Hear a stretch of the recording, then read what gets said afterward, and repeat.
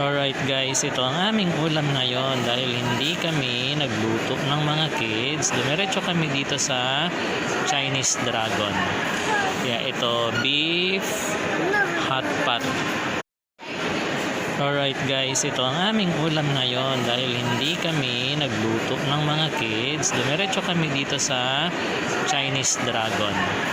Kaya ito, beef hot pot ang aming ulam ngayon, ang aming pagkain.